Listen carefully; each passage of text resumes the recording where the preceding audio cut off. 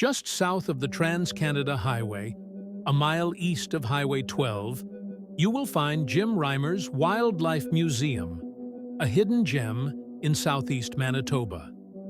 When you first pull up to a small rustic building, you have no clue what to expect. Though its exterior had suggested a state of disrepair, the interior was an immaculate nature museum.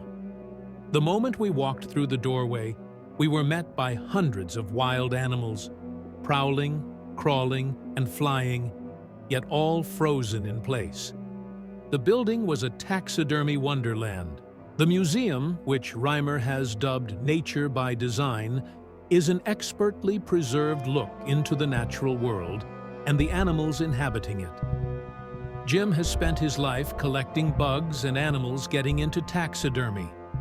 From a young age, he had a fascination for wildlife, viewing it in the wild, but also preserving it after death. Now, in his 70s, he's decided to open up a museum to share his work. When I say museum, I mean he has one of the best collections I've seen across Canada. When you think that's all there is, you take a turn around a corner to find another building full of more amazing specimens. Creatures as large as muskoxen and as small as butterflies make cameos within the confines of his passion project. And Reimer had tales to tell about each and every one as we walked through its halls. While he has worked across the animal kingdom and back again, Reimer says his greatest passion is animals that fly. "I have hundreds and hundreds of birds," he states. "Birds were always sort of my thing."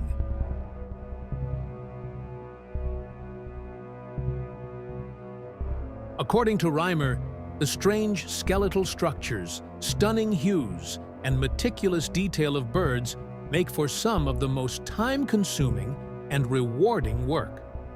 "You can mention any bird to me, and immediately my mind goes into creative mode," he says.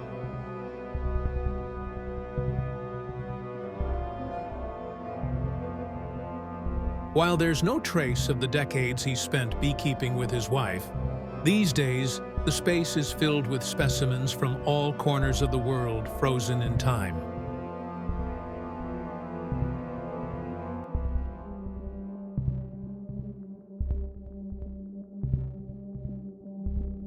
I love to make animals observing one another or doing things together. That to me is awesome.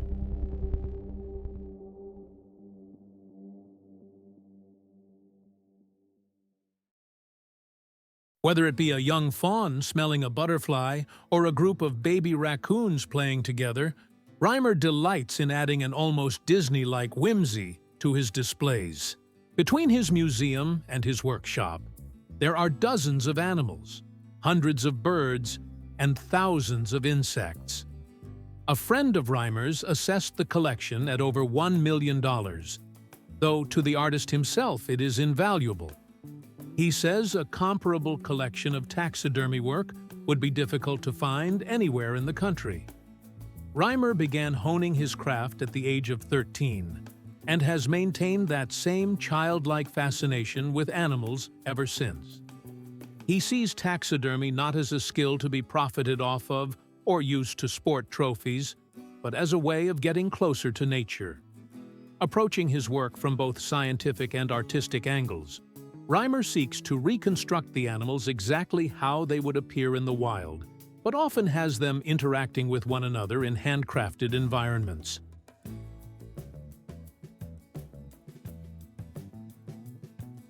Now, 73, the longtime taxidermist realized he wanted to see his dream of operating a museum come to life before it was too late. For years, Reimer has strived, alongside his daughter, to construct a museum worthy of the nature it displays. He has now recognized that may never happen. Instead of opening a completed museum, Reimer is inviting the public to come view a work in progress. Over the years, he has shown his facility to friends and family, but its presence has been largely a mystery. "It was not a secret, but I had not been public with it," he says.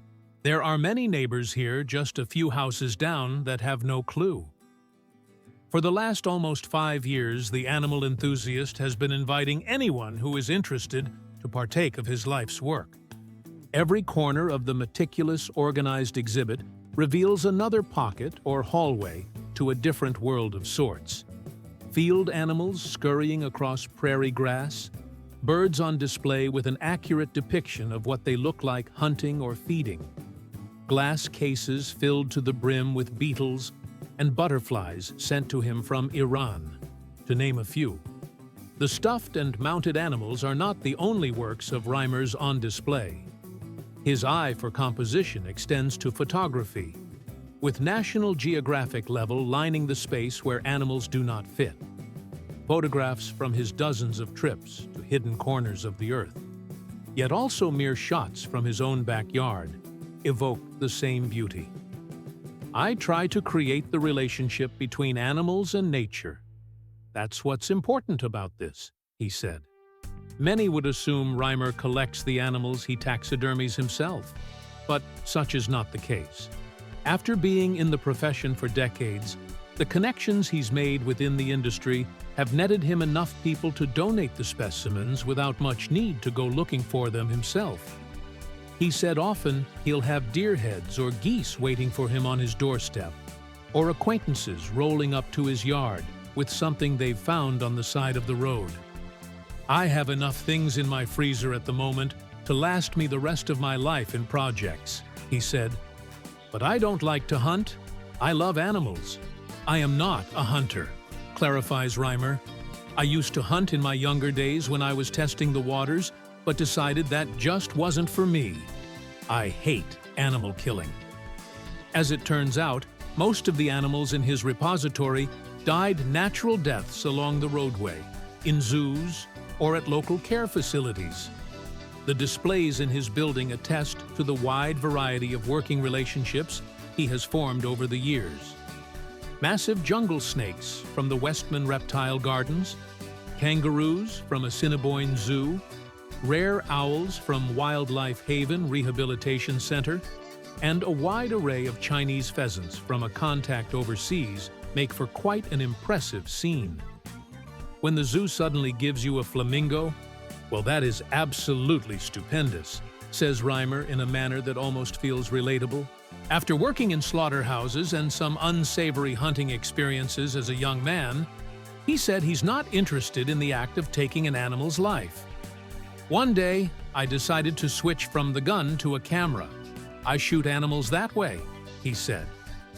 These days, aside from mounting animals as a way of education, Reimer chooses to capture animals in their natural habitat with his Nikon camera and a 600mm lens. With that in mind, the world of taxidermy is a curious one to work in for a self-proclaimed animal lover such as Reimer. I tend to look past that and look at the beauty, he said. I have told people I don't enjoy taxidermy. I enjoy the finished product. It's like you're driving somewhere far, but you're going to visit a friend. The map doesn't matter if the driving is not that great, but you're going to a great place. After touring his public museum, knowing how much we love this stuff, he took us to his workshop, where there was even more specimens stacked on top of each other. We also were able to see some of his works in progress and discuss how he collects specimens, the processes he uses, and his plans. An incredibly specialized list of federal and provincial credentials allow Reimer to restore protected species like songbirds and golden eagles. As one of only a handful of Canadians that has legal permission to do what he does, centers across the nation provide him with an almost endless supply of specimens. Those same permits, however, prevent him from selling his work commercially. Aside from a few donations he has made to local schools, nearly every animal Reimer has ever restored remains with him.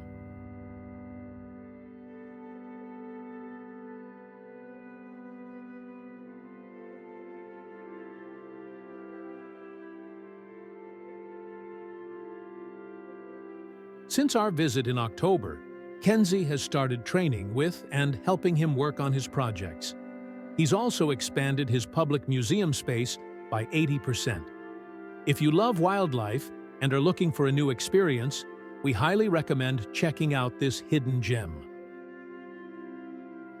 The fruits of his labor pay off, with a vast array of animals on display, including a tropical display bearing a flamingo and parrot, and a section dedicated to prairie animals, and more birds than one sees during fall migration, a personal favorite of Reimer's to mount. Most people who do this want the big animals, but my curiosity lies with the little rascals running around in the ground, he said. I can take photos of the big animals. I don't need to taxidermy them. When he is no longer able to care for it, he hopes one of his 4 children will take over operating the museum, a project he considers his legacy. Reimer is fielding inquiries and taking bookings to any individuals, families, or small school groups wanting a tour of his space. Instead of an admission fee, he is merely asking for a donation. Contact information for Jim are in the video details.